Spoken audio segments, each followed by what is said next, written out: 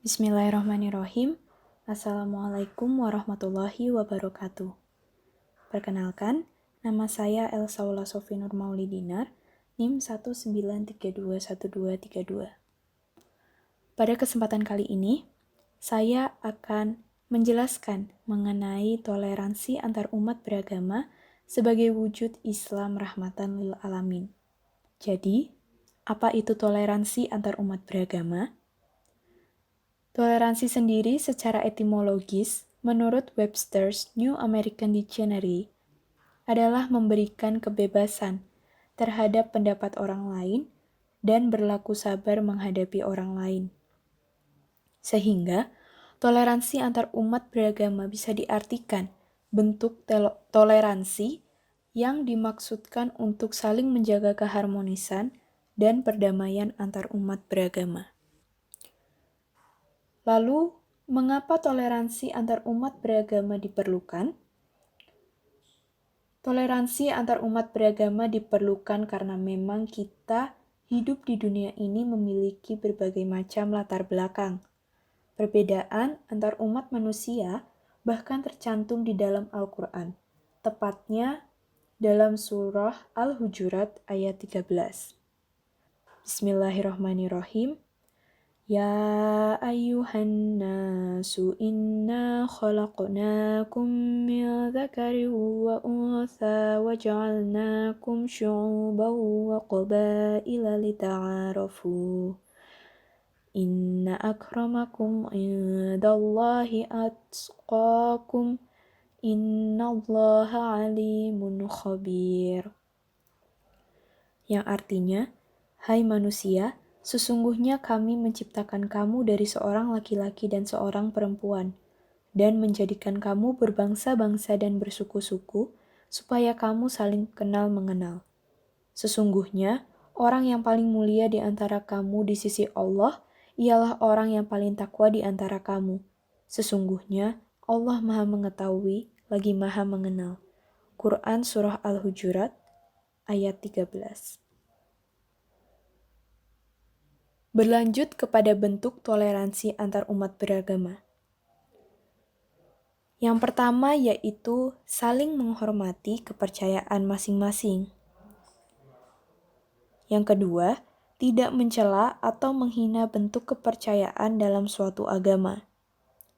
Yang ketiga yaitu beribadah sesuai dengan kepercayaannya masing-masing. Dan yang keempat adalah tidak memaksakan suatu kepercayaan terhadap orang lain. Untuk poin keempat, hal ini terkait dengan demokratisasi dalam memeluk agama. Dalam Islam sendiri, tidak memperkenankan memaksa orang lain untuk masuk agama Islam. Hal ini tercantum dalam Al-Quran, Surah Al-Baqarah ayat 256. Lalu berlanjut kepada kesalahpahaman tentang makna toleransi beragama. Di dalam masyarakat, masih banyak ditemukan kesalahpahaman atau semacam kesalahkaprahan tentang konsep bertoleransi antar umat beragama. Kesalahkaprahan ini terjadi beberapa di antaranya yang bisa Anda lihat di layar saat ini, yaitu yang pertama adalah bahwa bertoleransi antar agama artinya turut berpartisipasi.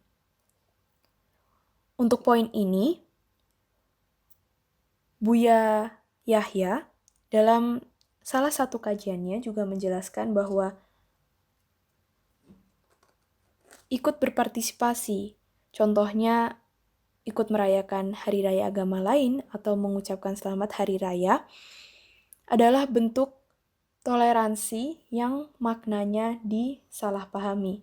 Baik disalahpahami oleh kaum muslim itu sendiri atau umat agama lainnya.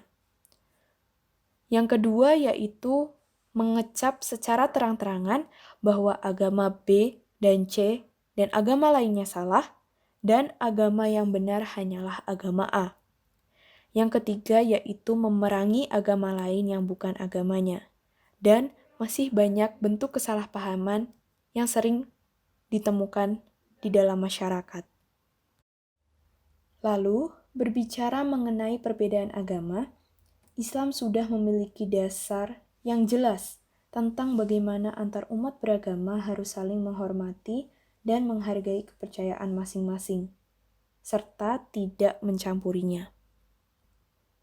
Dan seperti yang sudah banyak diketahui, bahwa hal ini tercantum dalam surah Al-Kafirun. Pada penjelasan kali ini, saya mengambil poin dari surah Al-Kafirun, yaitu di ayat terakhir, yaitu ayat 6, yang berbunyi, Bismillahirrahmanirrahim, lakum dinukum waliyadin, yang artinya, untukmu agamamu dan untukku agamaku. Setelah membahas secara umum hal-hal terkait toleransi beragama, kemudian muncul pula pertanyaan yang mungkin sering dipertanyakan oleh kaum muslim sendiri, yaitu pertanyaan, apakah boleh menjalin hubungan baik dengan non-muslim? Jawabannya adalah boleh, dan hal ini tidak dilarang, dengan syarat masih dalam tataran kemanusiaan dan saling menghormati haknya masing-masing.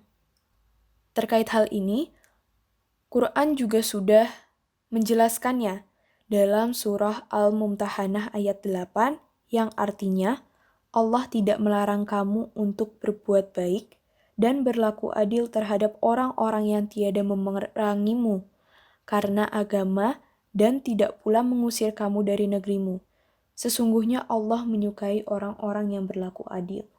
Kesimpulan yang bisa diambil dari ayat ini adalah jika memang umat non-muslim tersebut tidak berusaha mencampuri urusan kepercayaan kita atau memeranginya, maka sebuah hubungan baik boleh dijalin, asalkan tidak sampai menyalahi akidah Islam itu sendiri. Karena pada hakikatnya, ajaran perdamaian merupakan inti dari toleransi beragama. Berlanjut kepada contoh kasus intoleransi beragama.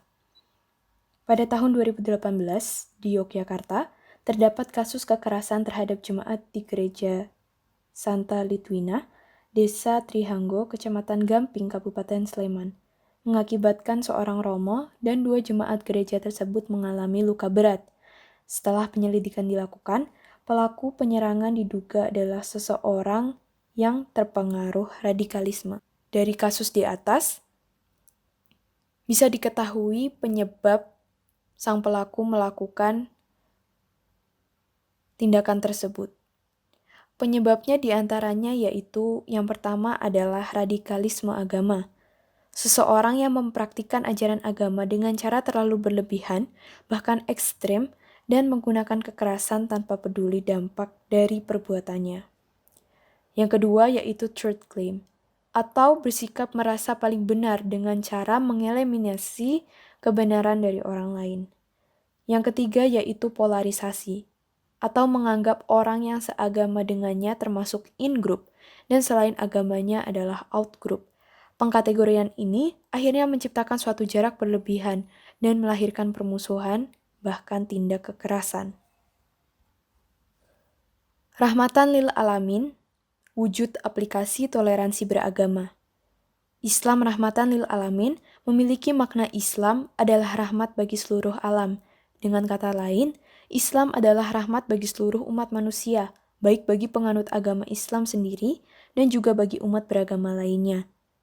Islam adalah agama yang mencintai perdamaian. Penyelewengan terhadap konsep perdamaian tersebut adalah satu dari sekian banyak hal yang seharusnya diperangi oleh kaum muslimin. Dan untuk menutup pemaparan pada kesempatan kali ini, saya mengutip dari Quraisy Shihab yang mengatakan bahwa toleransi artinya mundur selangkah. Mundur tetapi tidak mengorbankan prinsip. Sekian yang dapat saya sampaikan. Mohon maaf atas segala kesalahan kata. Wassalamualaikum warahmatullahi wabarakatuh.